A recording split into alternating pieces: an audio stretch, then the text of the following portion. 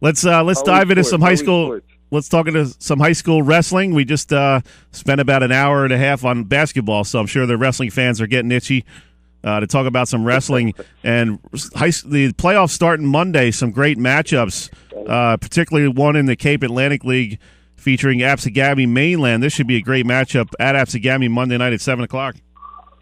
Absolutely, I'll be there for that one. 4 and 5 seed Cape Atlantic League teams. Not only that, add a little intrigue. They just wrestled like last week. Mainland kind of came in as the favorite in that one, seemingly. And Absegami, wasn't paying attention to any of that. Absegami with a pretty solid victory there. Guys are wrestling well at the right time. Yeah, that's going to be a great one, too. Two great teams. Again, Mainland finished with higher power points in that group. But since Absegami has a win over the team directly above them, they get to jump them in the standings there, which is great for Absegami fans because that gets them the home match. And, Absegami's going to be rocking for that one. And the winner gets number one Clearview, so not a very good prize to get if you win that matchup. I don't know how much of a reward that is, having to wrestle a team with possibly 2 state champions, a few 5-6 state qualifier types. That Clearview team is really solid. Now in South Jersey Group 5, assuming the 1 and 2 seeds get to the final of that bracket, you'd be looking at Egg Harbor Township at Southern Regional. If that match happens, does Egg Harbor have a shot against the Rams? I never count an Egg Harbor Township team out of it, but I will say that Southern Regional team, once again, is stacked from top to bottom. No real state champion contender types. A couple of those guys might beat me up for saying that, but just a solid wrestler, just solid wrestlers throughout. Joe Tosi at 182, Peyton Bladveld up top there.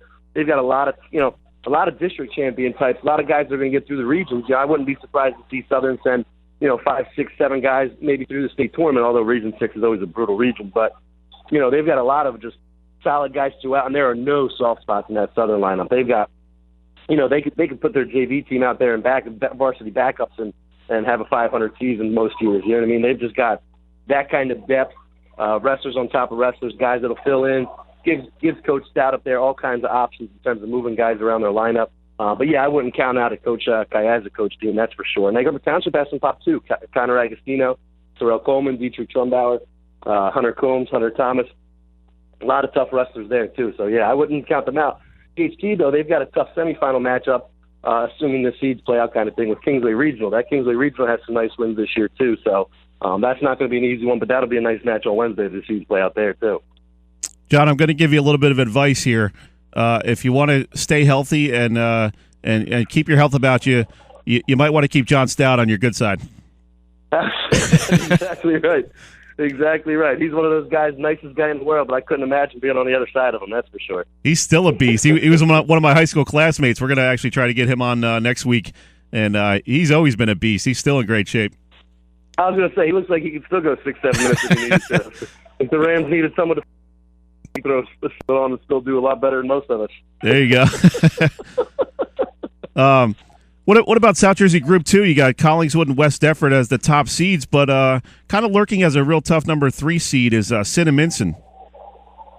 Yeah, absolutely. A lot of that's one of the more wide open ones. A lot of tough teams there, a lot of talented teams. At times this year, all 3 of those guys were in the Press Elite 11, so that'll be interesting. Absolutely, for sure. And then you got South Jersey Group 1, I guess it is. Paulsboro and Buna Regional as the top seeds. Buna is one of those teams that does have some state contenders. A kid like Maxwell. What do you see breaking down that matchup? If that comes to pass in the top 2 seeds, if they actually get to the finals. Yeah, Buna Regional. Kind of a shame in a sense that Buna Regional wins the South Jersey Group 2 title last year. Everybody's happy this, that, and the other thing. So this year they kick them down to Group 1, which in a lot of sports, you usually would think going down a group would make the path a little bit easier, but not in South Jersey wrestling when you've got Paulsboro waiting for you. Those guys, they won the first 28 or 29, whatever it is, sectional titles, all kinds of state championships. So Buna's actually, they kind of get almost penalized in a sense, having to drop down to South Jersey Group 1 and having to go through Marina's Red Raiders up there. That's going to be a tough one. Buna's tough, you're right. Jake Maxwell, they're kind of rounded into form. They had a nice convincing win over Holy Spirit the other day, who's been wrestling really well this year. But Jake Maxwell finished 6th in the state last year.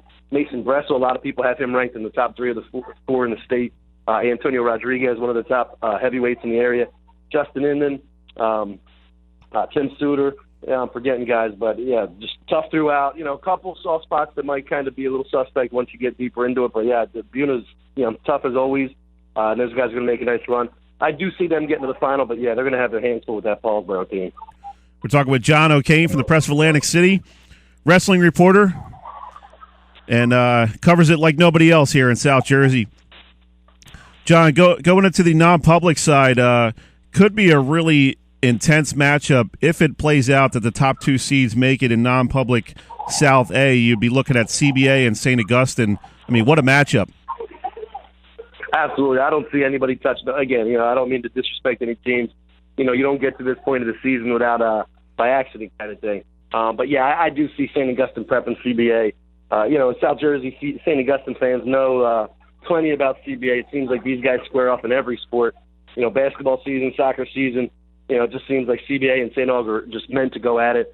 And you're absolutely right. That's going to be a heck of a match. Both teams with a lot of firepower. You're hoping St. Augustine's healthy at this point of the year. Jose Tabora, been 2-time district champion, been battling shoulder injury there. Dylan Taylor with a head injury in a match against Holy Cross last week before the Hermits showdown with Delsey. So you hope those guys are at full strength. If they're at full strength, I like them to get by CBA, but CBA is, obviously no slouches himself with another Oxley brother up there, Sebastian Rivera, who's going to Northwestern as a state title contender.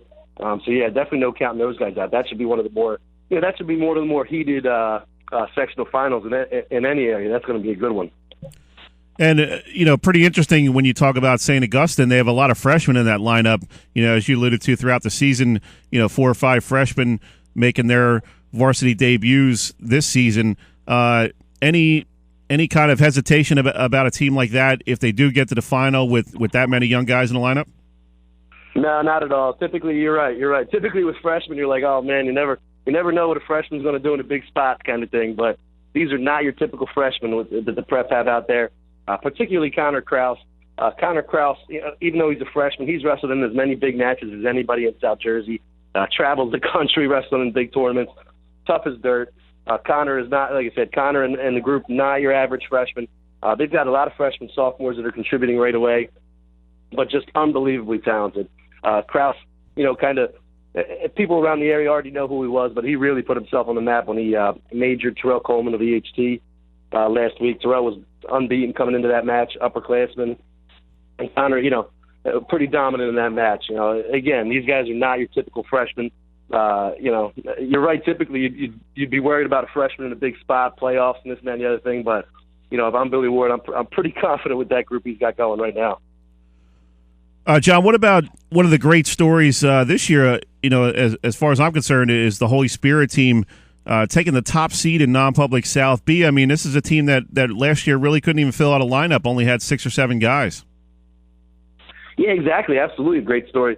Everybody knows Pat Darcy, state champion, Mac Mancuso, previously state champion. Mac's back in the room coaching those guys. But you're right. For years, even when they had those names, they had a tough time filling out a lineup, 7, 8 guys. They forfeited as many as 5, 6, 7 weight classes on some nights. But the Spartans, Ralph Bailone, once again, doing a great job working with the guys. He fills out most of the lineup over there. That Spartans team's tough. And the nice thing is they get the 1 seed. South Jersey non-public B is a little bit thin in terms of depth. As a matter of fact, only 5 teams made the field this year. I believe there's only 5 teams even in that section. But that doesn't take anything away from those guys. And, not for nothing, I know they're the 1 seed, but they're going to have their hands full when Holy Cross comes down. But I wouldn't put it past them in terms of getting past them either.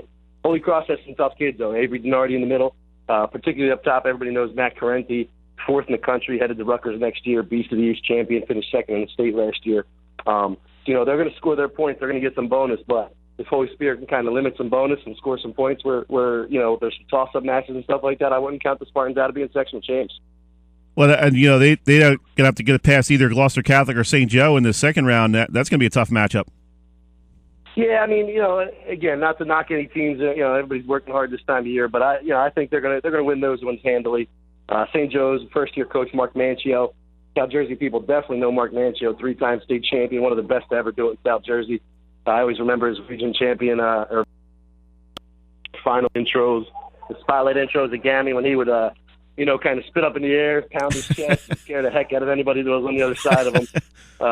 Intimidating guy. He's doing a really nice job, but they're still a couple years away. They've got a couple nice young wrestlers, but they're forfeiting 4, 5, 6 weight classes. Same with Gloucester Catholic. Just they're going to have a tough time throwing out the lineup. So, again, I don't mean to knock anybody, but I think you can almost bet that Spirit and Holy Cross will be facing off in that Seeker next Friday. Yeah, if you don't have the numbers, it's tough to get those points you need. You need some pins and some upsets to kind of pull off something like that. John, give us somebody to keep an eye on, maybe a 3 seed that could surprise and take a sectional title. Yeah, I'll tell you, talk about the alma mater. I'll go even lower. I'll go with Lacey Township as a 6 seed. Lacey's tough. They've got a really tough group of lower weights. They're the 6 seed. They're going to be wrestling Seneca in the first round matchup there. I would not count the Lions out. I know they've got, like I said, 106, 100 Gutierrez at 106, one of the top freshmen in South Jersey. 106, 113, 120, 126. They've got as good a group of lower weights as anybody in the area. I always like to look for that 5, 6 seed kind of thing. So I wouldn't be surprised. My dark horse is the 6-seeded Lacey Lions there. Nice, giving the alma mater some love. You might have just gotten yourself another appearance on the South Jersey Sports Report next weekend. I figured I couldn't go wrong throwing Lacey a shout out there, right? There you go. John, appreciate the update as always. We'll check in with you next week. Thanks, man. Hey, thanks for having me, man. I always love talking wrestling. We're getting down to the nitty gritty. This is a fun one. We sure are. We'll be talking a lot of good stuff the next couple of weeks. Thanks, bud. Thanks, Dave. Have a great weekend, fellas. All right, thanks, buddy. That was John O'Kane from the Press of Atlantic City.